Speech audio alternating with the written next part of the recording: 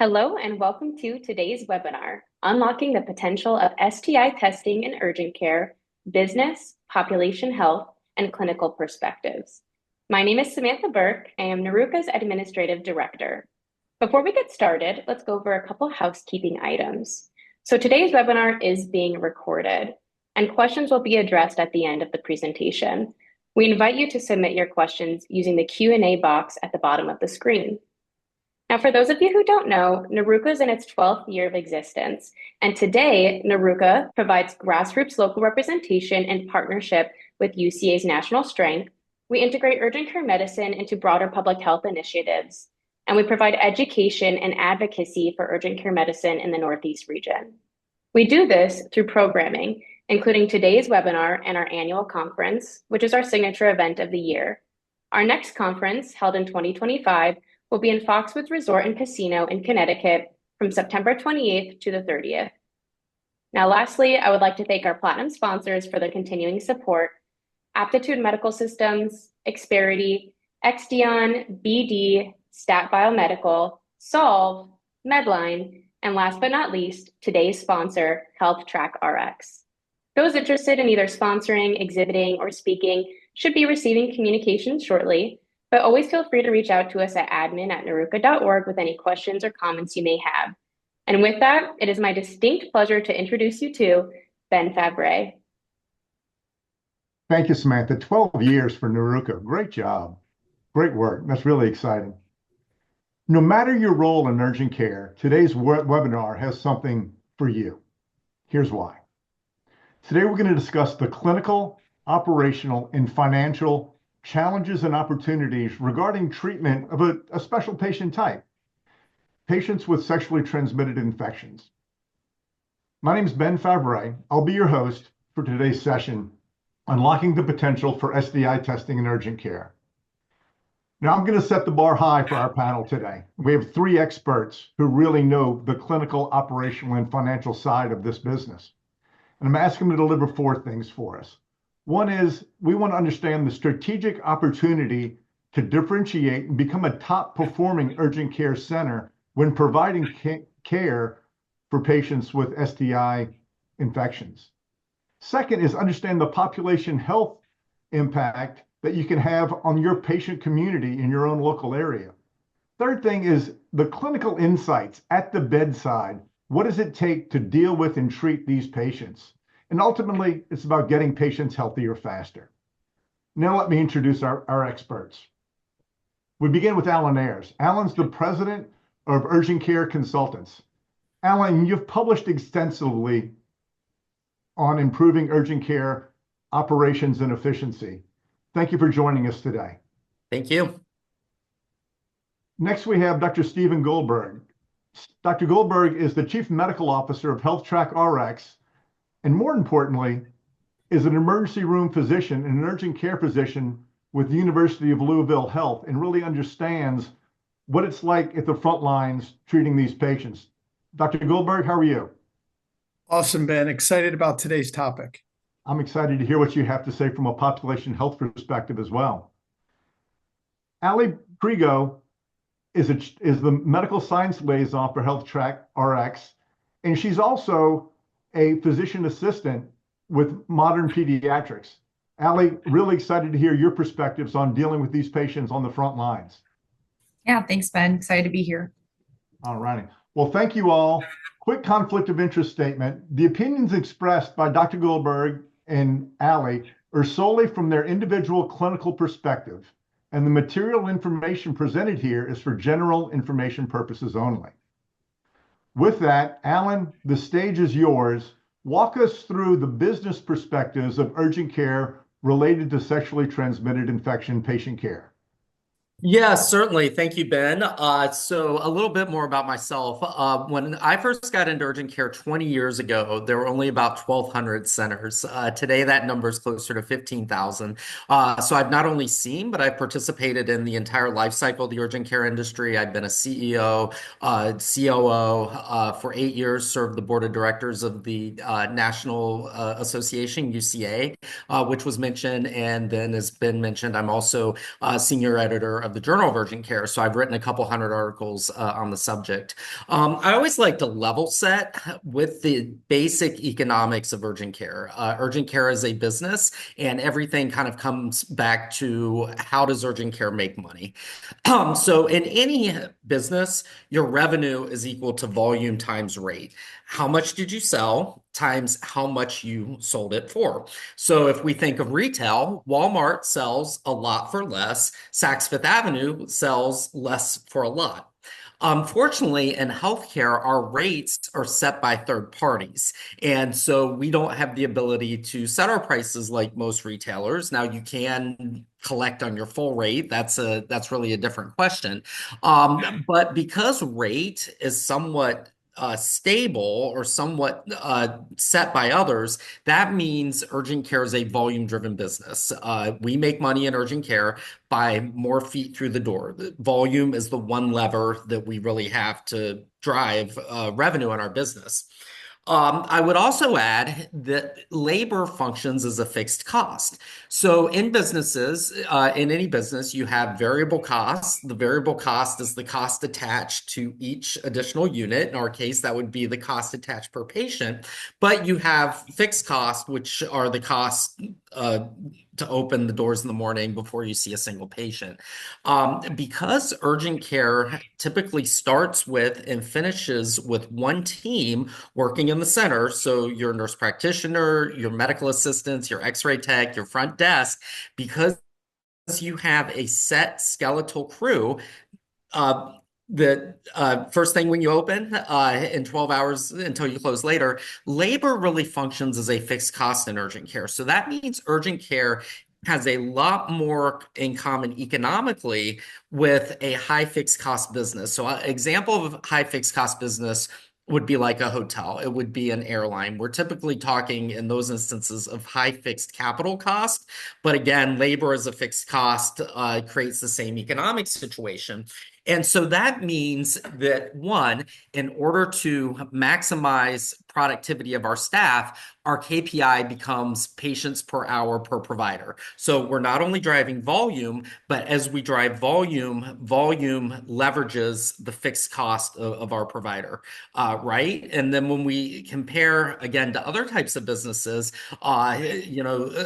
say, for instance, an airline. An airline sells a perishable product, meaning that as soon as the plane backs up from the gate, the ability to sell that empty seat is forever lost. I would say urgent care, we really need to have the same mindset that if a provider can see 4 patients an hour, but they only saw 2 patients an hour, as soon as the clock rolls over 12, the ability to see those 2 additional patients per hour is forever lost. And so if we go previous slide, just stay on that point. So to that point, I would say that the average urgent care is operating at about 58% capacity with surplus capacity of 43%. I would say the biggest loss in urgent care is this loss due to surplus capacity. And so again, to use to create a visual image, this would be like the plane taking off with 48% of the seats empty. It would be like the hotel renting out 58% of the rooms while 43% of the rooms sit empty. We have unutilized provider capacity of 1.7 patients per hour on average. So given this situation of excess capacity in urgent care, and now we can flip to the next slide here, this chart here shows how urgent care profitability is volume driven. So again, looking at our green line here in the middle, when we open first thing in the morning, this center is incurring just shy of maybe $3,000 in staffing expense that day. That expense is sunk costs, staffing, rent, utilities, marketing, all the costs that are incurred the moment you open the door, whether you see 1 patient or 5 or 500 patients, maybe not that high. But the point is, then as you see patients come through the door, which would be our orange line, every new patient that walks through the door starts chipping away at that fixed cost. In this model, I'm using $135 as the net revenue per visit. So in $135 increments, we're chipping away at that fixed cost. until we see the intersecting line in the middle at about 24 patients a day, where the center is breaking even.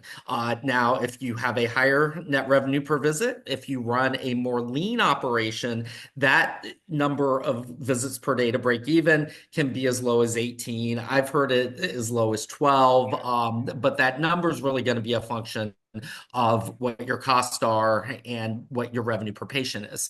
So the economics of urgent care and why additional visits are important, and again, why we are considered a volume-driven business, is once you hit that break-even volume, every visit through the door, chipping away at those costs until you break even, then almost entirely every additional visit flows through to your bottom line. It flows to profitability. And so what we see here on the pink or purple line is that going from 0% margin all the way up to, if the center were to achieve about 50 visits a day, you would be hitting an EBITDA margin in the 50%.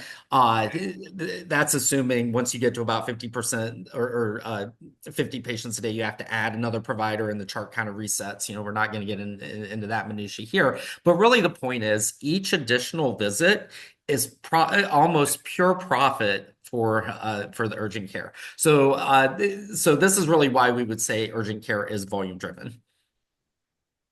Great benchmarking data. I really love that perspective. And I love the analogy of the airplane in a hotel. It puts things in perspective. Is like, look, we got to get people through the door is really what rings the cash register the most.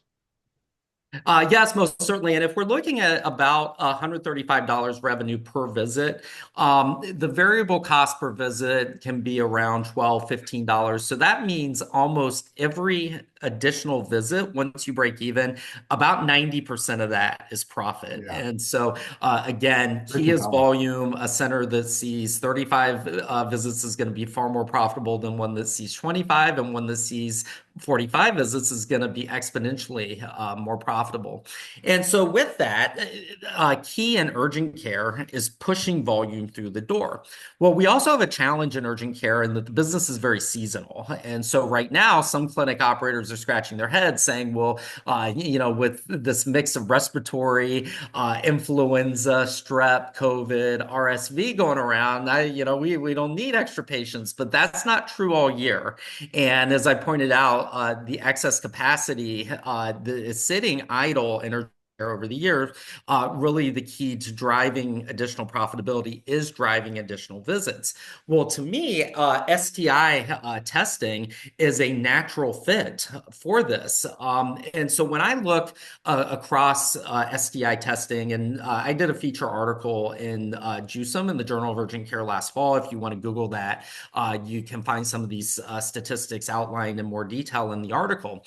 But when I sort from high to low, urgent care centers that are doing a lot of STI testing to those that are doing little to none, the findings are really remarkable. And as the chart on the left illustrates, 50% of urgent cares are doing essentially no STI testing at all. If they're doing it, it's in a completely immaterial amount. The top 5%, it's about 3.8% of their visits. The top 10%, 2.8%. And then the top quartile, it's averaging 1.3% of their visits. So what we see here with the chart on the left is that urgent care is highly bifurcated. Those that are doing it and doing it well are doing it in fairly significant numbers, where we have half of urgent care not doing any at all. Then what I would say is, looking at the chart on the right, again, sorting from high to low, when I look at the total volume of centers that are doing more STI testing, so the top 1% of centers in terms of their STI volume sees an average of 55 patients a day. The average urgent care is seeing, down here around the 50th percentile, between 29 and 36 visits a day. So we see centers that have focused on STI testing are not only seeing the volume from the STI testing, and for those top performers, it's 6% of their visits or about 3.3 incremental visits per day. And remember what we said about incremental visits per day. But overall, these centers are on average busier. Now, it's a chicken and an egg. I would say that STI testing clearly is a part of that 55 visits per day. But if you do the math, it's not driven entirely by STI testing. So I would, to me, this would indicate that those centers that are doing more STI testing are executing well on all aspects of their business and therefore seeing more visits per day than those that are doing very little to no STI testing and therefore seeing far fewer patients a day. So it really goes to establishing yourself as the go-to place for test and treat, which urgent care very successfully branded itself during the pandemic is if you need a test and you need a script, urgent care is where you go. So if we go to the next slide here, I would really point out not only if you are not doing any material volume of STI testing that you're missing out, but others are marketing to your patients. So I thought the billboard on the right, these are transit ads. They're at the bike rental ads.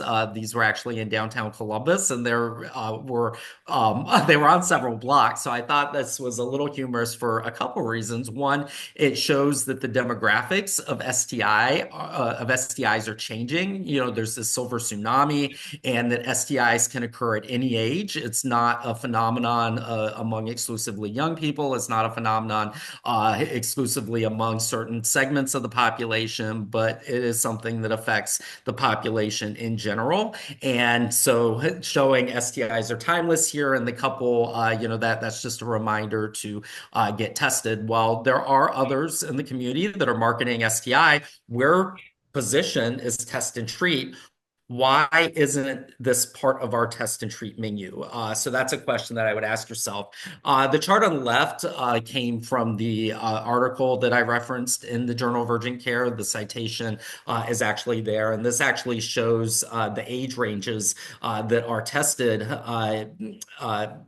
in urgent care, the STI presentations by age.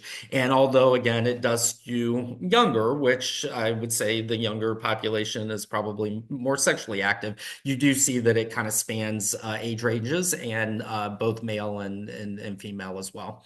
So if we progress to the next slide, so given the clear reasons why, if urgent care is test and treat, we should be doing STI testing, then the question is, well, why aren't we? So the common objections that I hear, first of all, goes to payment. I would say there two distinct workflows for payment for STI testing in urgent care. If it is a medical visit and if the testing is part of the medical visit, it could be to differentiate, and we have clinicians that I'll let speak to the clinical presentations in a little more detail, but say if the patient just feels some sensation of pain, is it a UTI? Is it an STI? Is it something else? STI testing is a diagnostic tool for a presenting medical complaint. So the patient tangibly has a medical issue that they're presenting with, that's billed to insurance. And with that, the STI testing would likewise be billed to insurance. Then there are also patients who just want to know. They're asymptomatic. Maybe they were exposed. Maybe they had a friend. Maybe they, for their own reasons want to know. Maybe they're going into a relationship, whatever those reasons are. And Allie will highlight some different personas in her presentation. There are people that just want to know. That is typically not covered by insurance and would be a cash pay service. And there are some really great examples out there. If you Google of urgent cares that have an all-inclusive testing package that would be paid cash at time of service. Other reasons why many urgent cares forego testing is presumptive treatment. Patients often don't return for results. The examinations compared to a basic head chest examination can be time consuming due to the sensitive nature. A chaperone is recommended for the exam. Some providers shy away from difficult discussions like partner notification, post-exposure prophylactics, public health reporting. And then some look at this and say, well, we don't need to offer this service because it's available at the health department, it's available at family planning or HIV agencies. Well, if patients wanted to go to those resources, they would go to those resources. We want to establish ourselves as the provider of first resort for urgent care.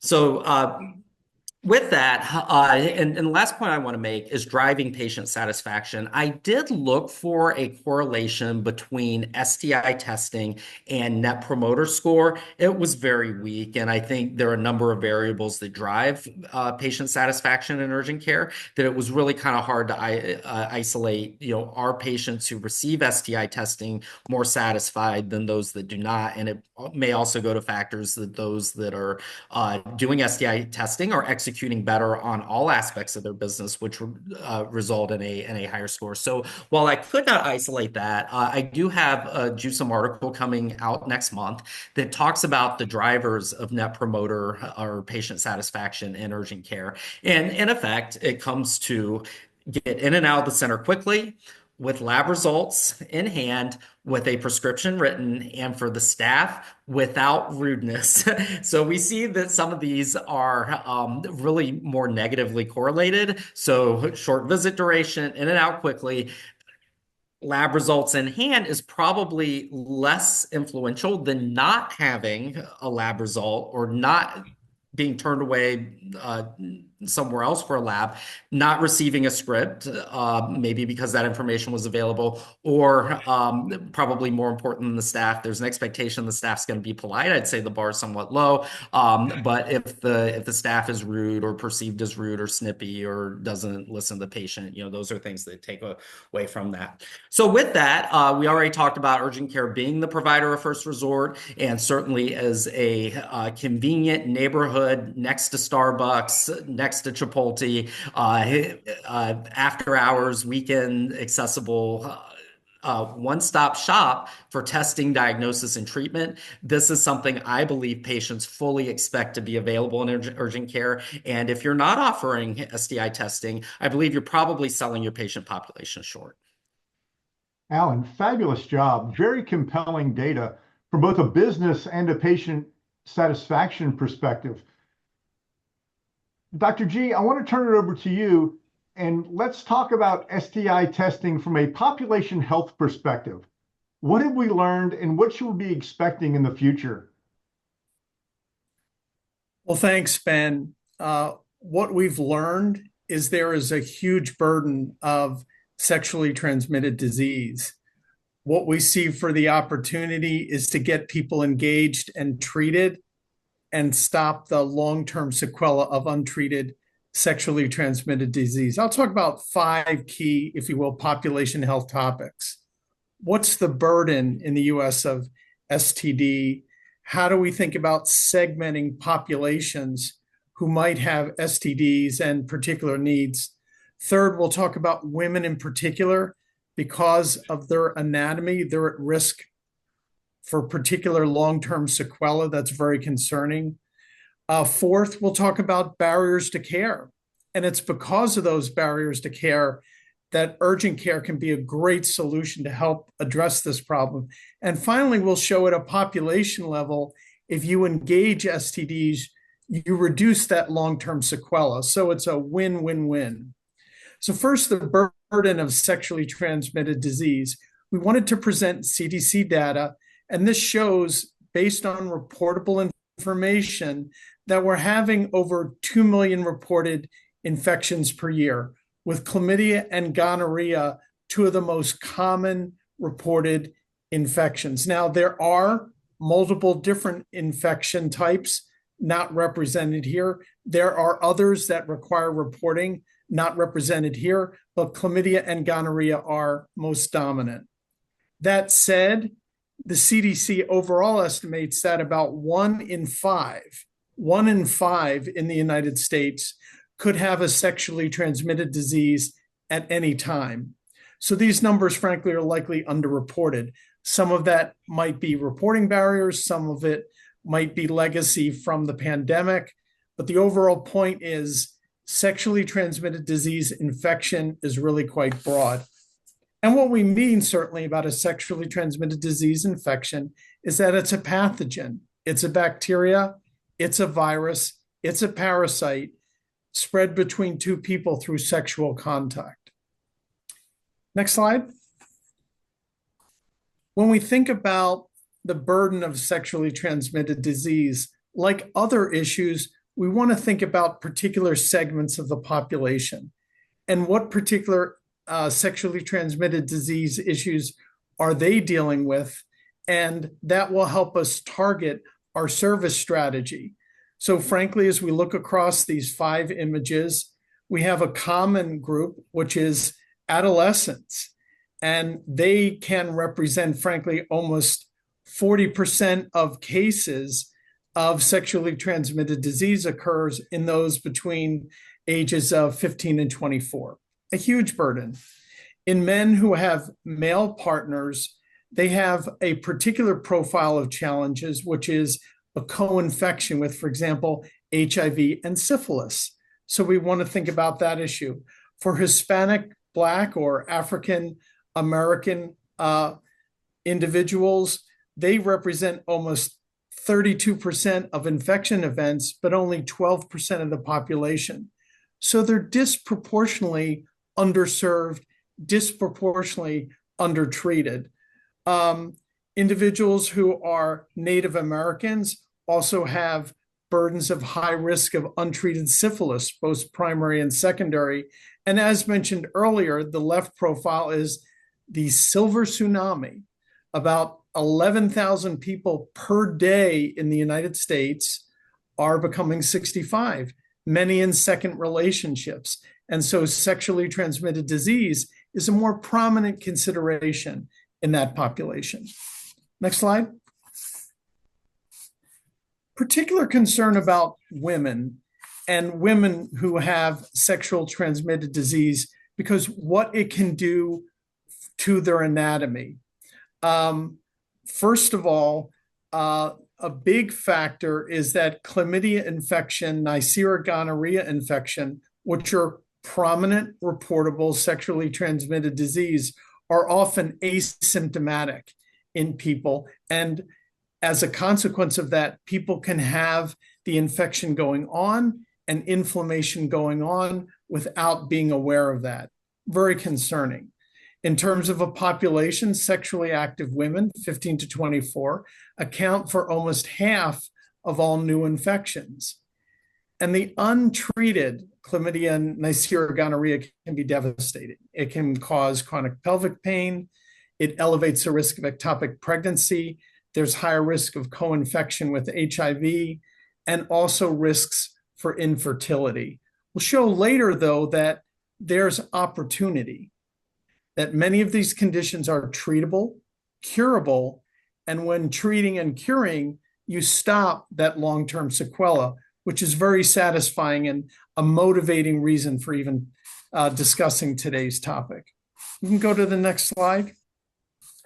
Now, one of the reasons that we thought this conversation today would be appropriate about urgent care is the realization that all these different segments of individuals have barrier to accessing care for sexually transmitting disease. There's rising gynecologic wait times. 50% of the counties lack an OBGYN provider. There are fewer OBGYNs in training. There are barriers to primary care. And sadly, your economics can impact your access to care. So if you have Medicaid, you have longer wait times to get access to care. These are all barriers that urgent care can help relieve. Next slide.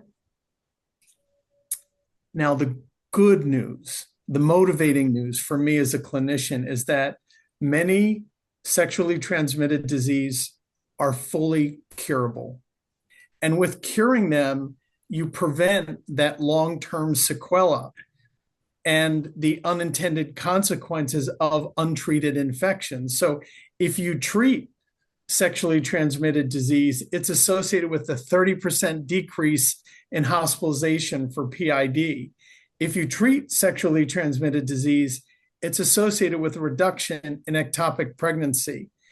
If you treat sexually transmitted disease, there's a significant reduction in pelvic inflammatory disease rate. And also that's found with treating other sexually transmitted disease, such as syphilis. So there's a good story here. So what I would say is Alan talked about the opportunity for our urgent care colleagues to provide the service and the benefits economically and in terms of service by taking on these patients. I wanted to give an overview of the population health outcome.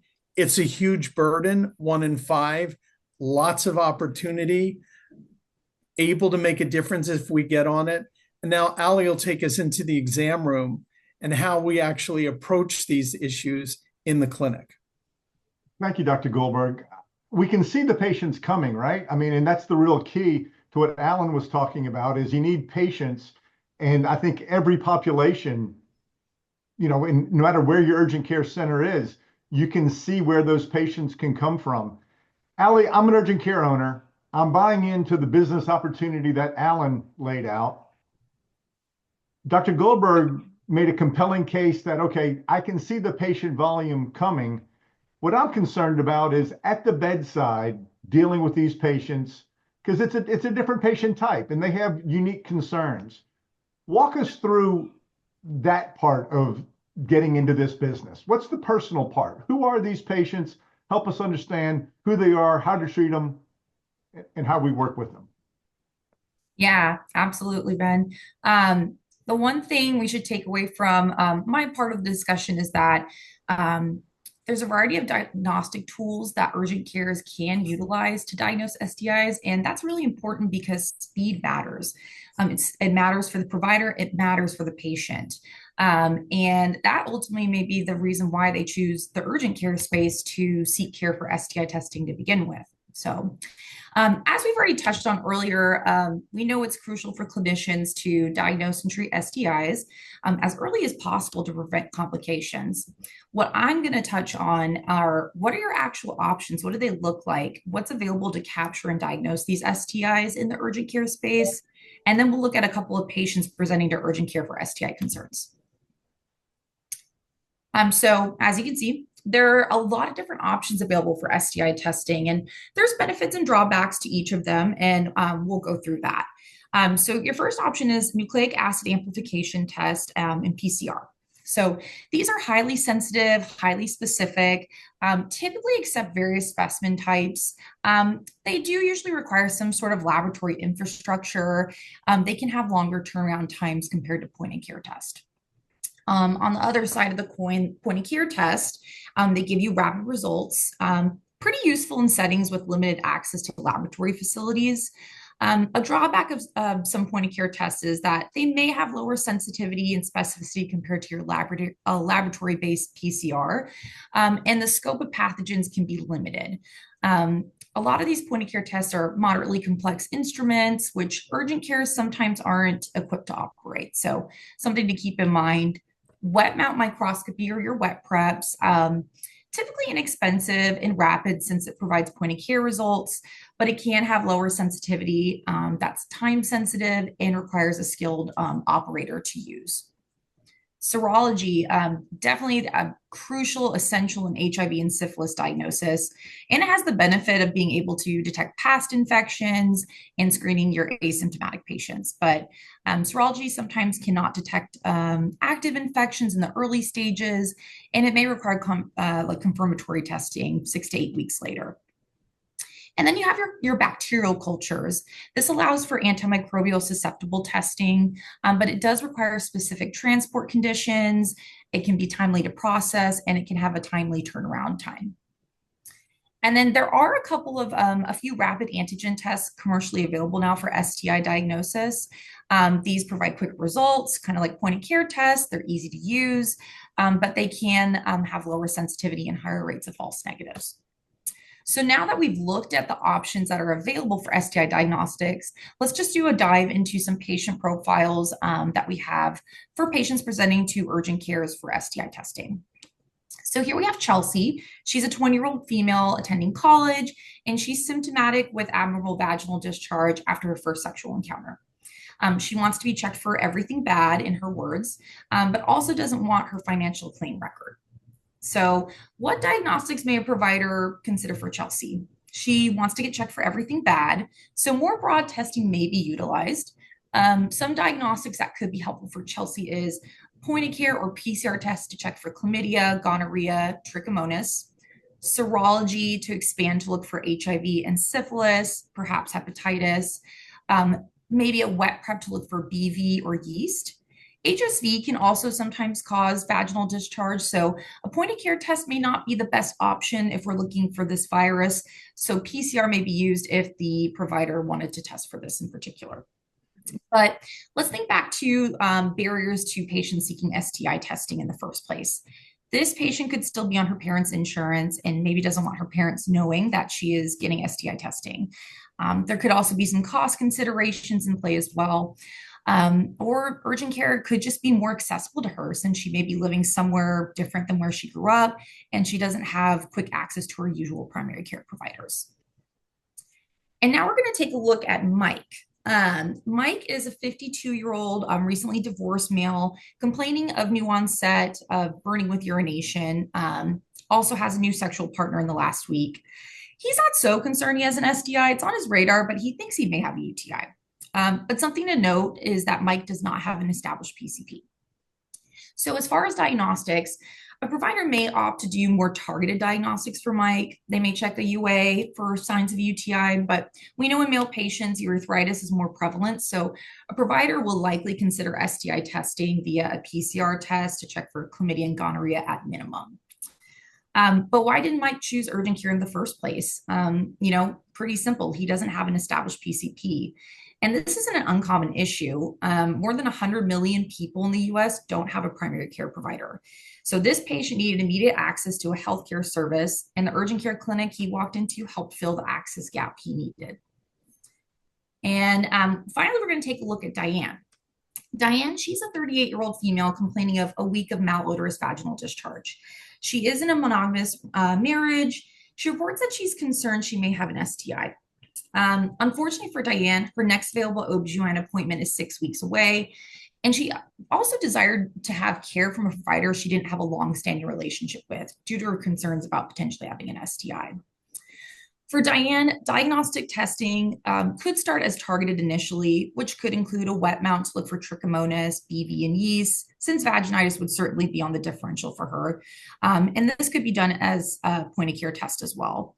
PCR testing for gonorrhea and chlamydia and trichomonas would likely be used as well.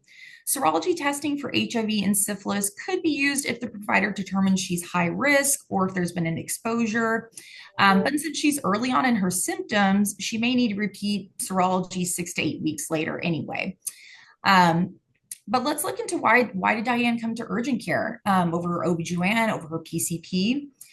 There was a long wait time to get seen by her OBGYN, and that's in alignment with the 19% increase in wait times for OBGYN appointments since 2017 that Dr. Goldberg pointed out.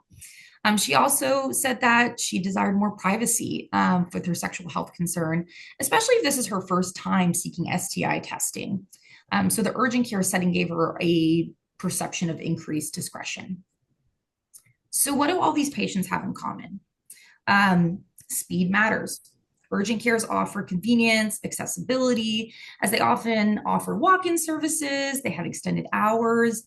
If a patient is experiencing symptoms of an STI, an urgent care provider could give quicker results or guidance compared to waiting for an appointment with their primary care providers. And then there's the fact that not everyone has a regular PCP or women's health provider, so urgent care can be faster and fill that gap. In summary, I mean, each patient's reasons for seeking urgent care for STI testing, it depends on personal circumstances, convenience, comfort level with healthcare providers. But at the end of the day, speed of diagnosis and speed of treatment is very important for both urgent care providers, clinicians, staff, and the patient themselves. Great job, Allie. Thank you so much. If anyone has a question, you can link into the questions down at the bottom and send in questions. And I have a couple of questions that came up during the thing that I wanted to pose to everyone. Allie, Dr. G, making that connection and building that trust with these patients who are worried for a lot of reasons, right? It isn't just their health. There may be a partner involved. There may be that embarrassment that's involved.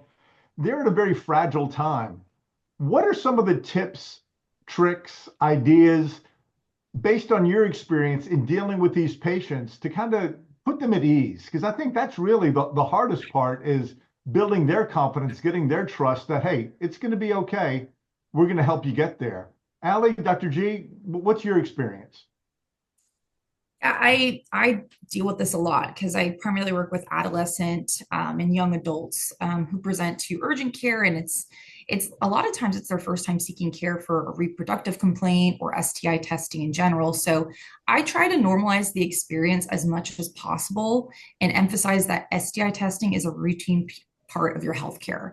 I always like to, I think people get really anxious too, and they're worried this information is going to get out some way. And I always try to like highlight that confidentiality and say something like, your health information is private and the results of the test are only shared with you unless you choose otherwise.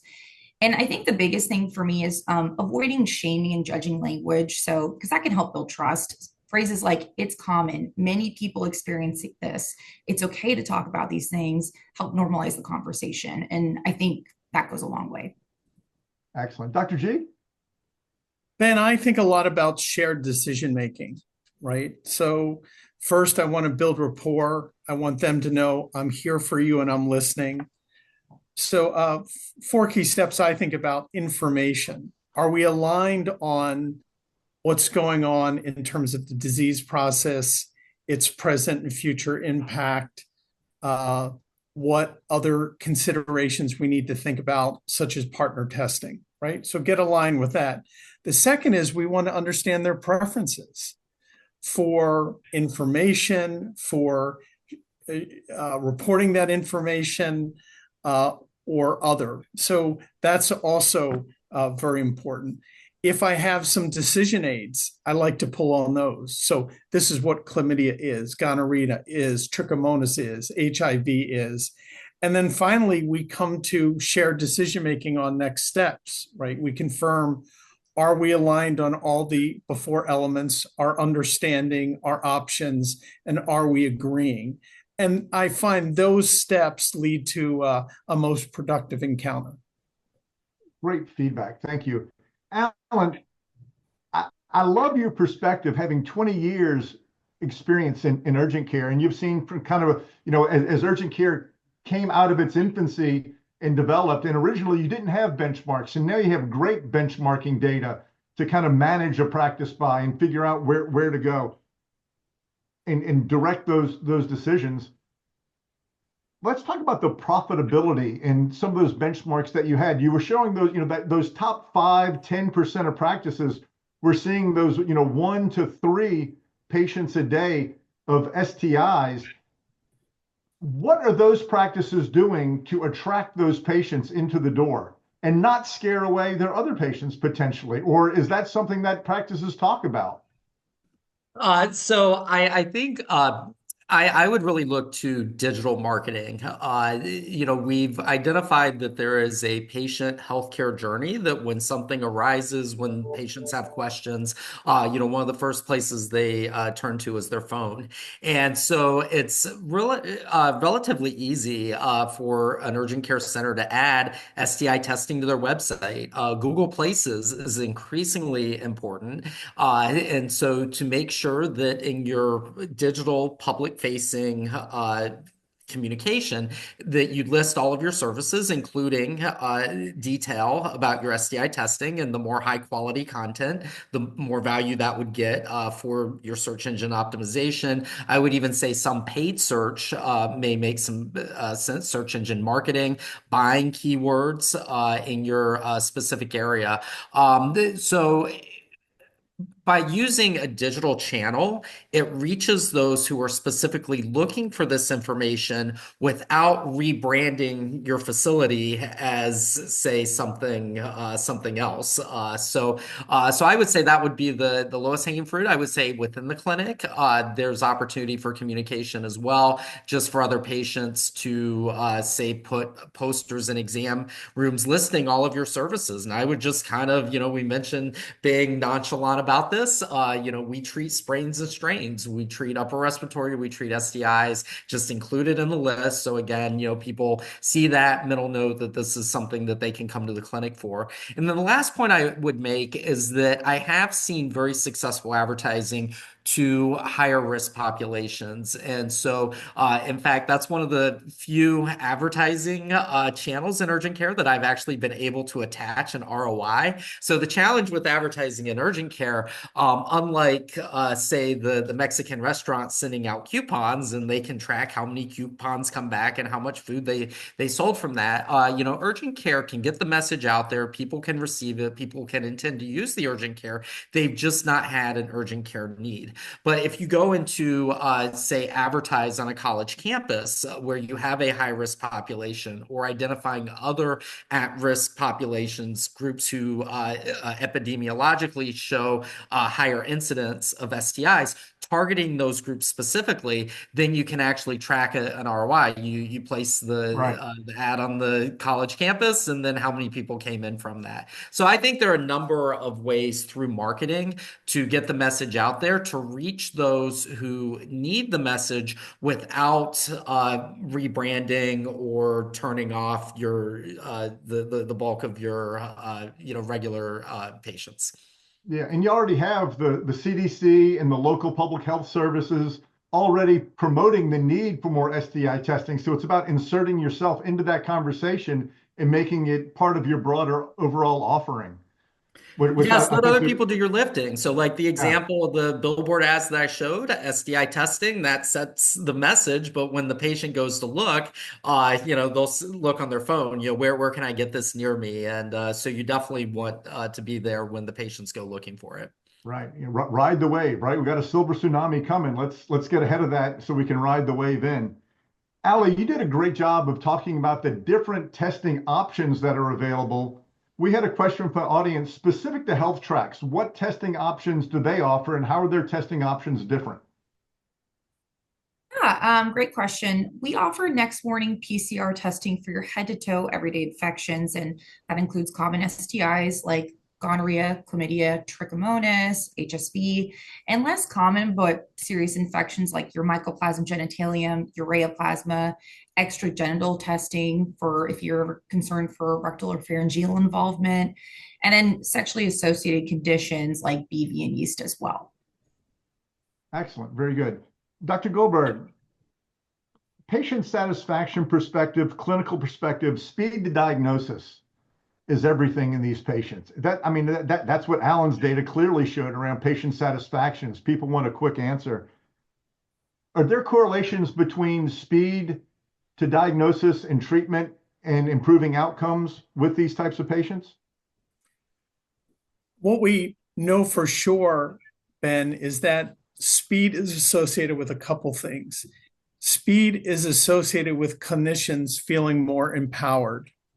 Speed is associated with physicians feeling that they can be more judicious in their treatment choices, either offering a shorter course of an antibiotic until they get the information back, or waiting until they actually get a report with a particular pathogen description. And we've contributed to some peer review literature that has demonstrated that. So the speed matters.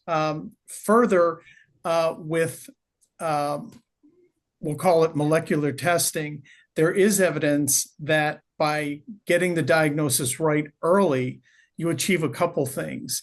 When you look downstream at the subsequent course of episodes, the total cost goes down and the total number of visits goes down.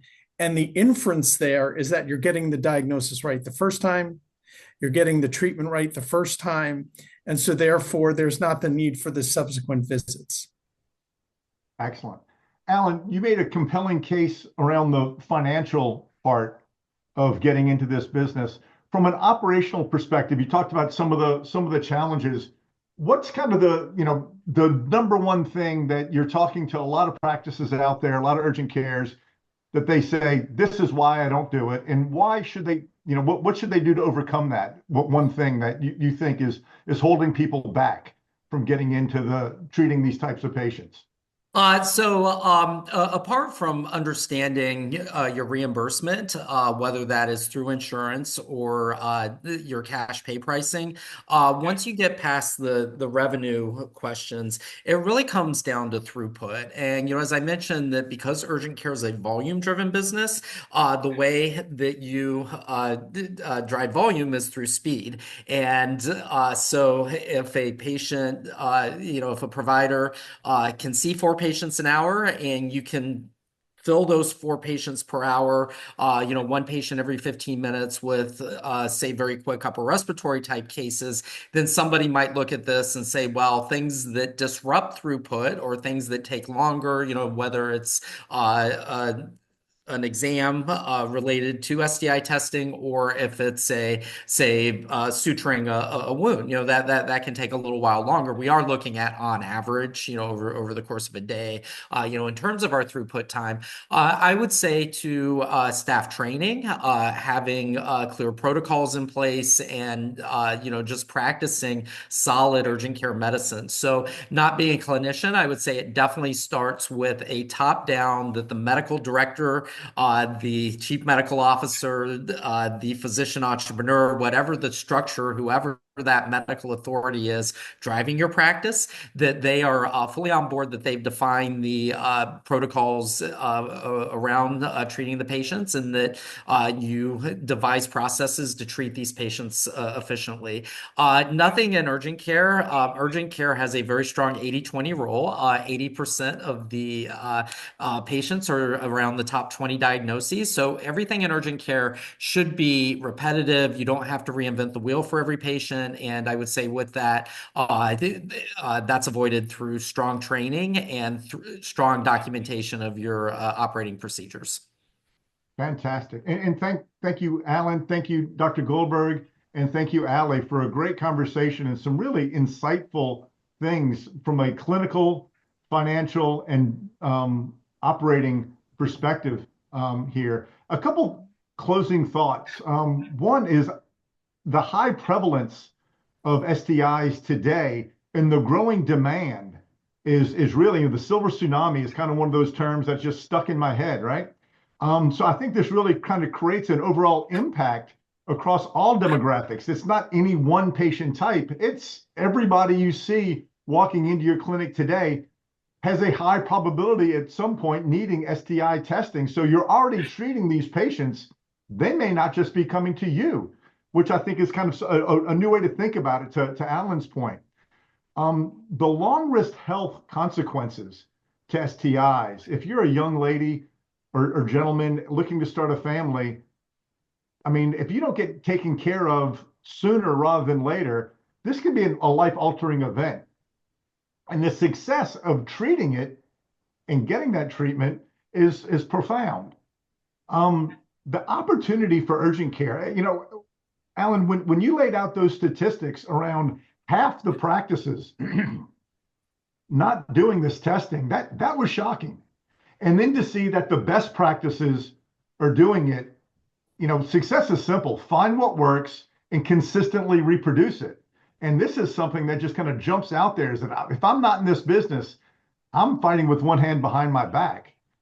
And then Ali, I thought just a great job on the operational efficiencies to what testing to use, and then how to deal with these patients. Because really, it's about getting patients healthier faster. That's what they care about.